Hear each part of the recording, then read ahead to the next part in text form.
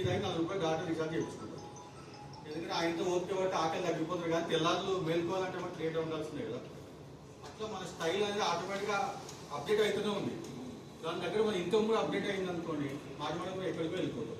Next ఈ for ethics. Ethics sir ఒకటే మాట చెప్తారు, వర్క్ విత్ ఎథిక్స్ అని చెప్తారు.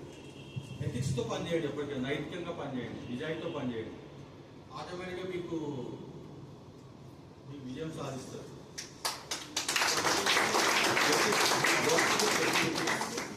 Next yes. ఎస్, ఈ ఎస్తో వచ్చి చాలా బాధ వస్తుంది.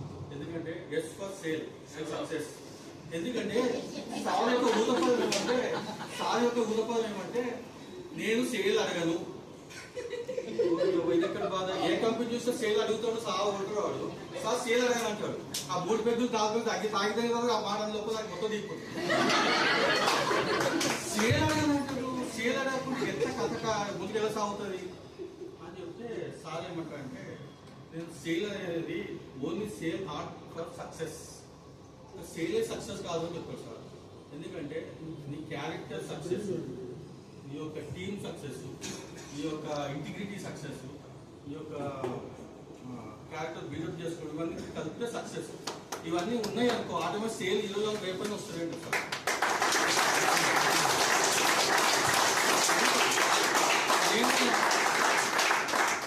అన్ని భాషలు చూసినాను. ఇంగ్లీష్తో వై డోంట్ ఆస్క్ సేల్ అని చూసినాను. నాకు గూగుల్లో, ఇన్స్టాగ్రామ్లో, ఫేస్బుక్లో, లింక్డ్ఇన్ అన్ని చూసినాను. ఆన్సర్ ఏం వస్తలేదు. క్లోజ్ సేల్స్ టైప్ కూర్చోరా సార్ సేల్ ఎందుకంటే లేదు. రంగసంలో జయపదో ఎత్తాడు, అట్లా ఎత్తిన లాస్ట్కి దొరికినది ఏమంటే, ఫస్ట్ నీ క్యారెక్టర్ బిల్డ్ చేసుకో, నీ టీమ్ బిల్డ్ చేసుకో, నీ ఎథిక్స్తో పని చేయి. ఆటోమేటిక్గా నీకు సేల్ వస్తుంది.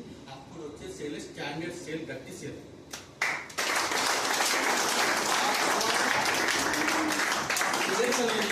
ఒక వాటర్ వస్తుంది, అట్లా వచ్చేస్తే ఆటోమేటిక్గా.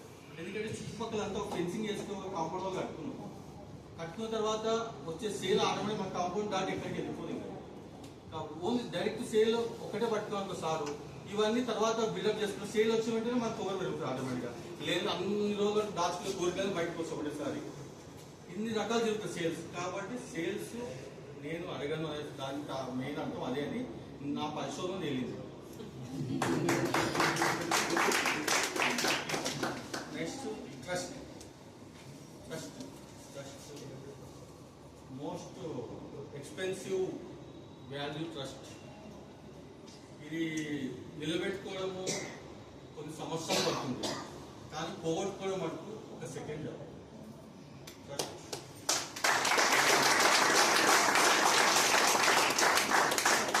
కంపెనీ మన మీద ఒక నమ్మకంతో కొన్ని పనులు అప్పగించేసి డైరెక్ట్గా మీరే డిసిషన్ తీసుకోండి, మీరేమేమి చేసుకునేది. అది ట్రావెల్స్ కావచ్చు, సపోర్ట్ కావచ్చు, టీమ్ సైజ్ కావచ్చు, ఏదైనా అది మనం దాంతో ట్రస్ట్ అనే పదాన్ని మనం మిక్స్ చేసి ఆ పని చేసినాం అనుకో, కంపల్సరీ సక్సెస్ అవుతుంది.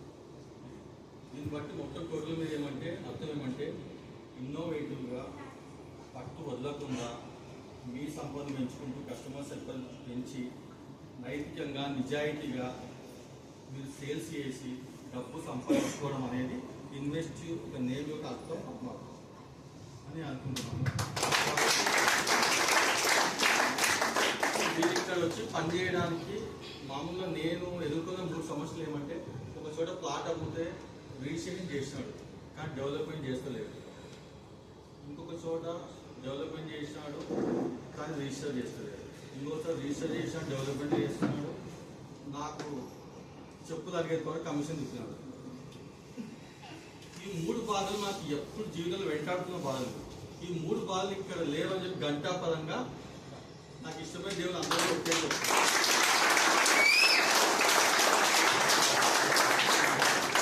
మీరు ఏదైతే గోల్ పెట్టుకున్నారో అవి రీచ్ కావాలంటే మనకి ఎటువంటి ఆటంకాలు అడ్డు లేకుండా మనం ముందుకు సాగడానికి మనకు కంపల్సరీ మనను ఎదుగుదల కోరుకునే ఏకైక సంస్థ ఇన్వెస్ట్.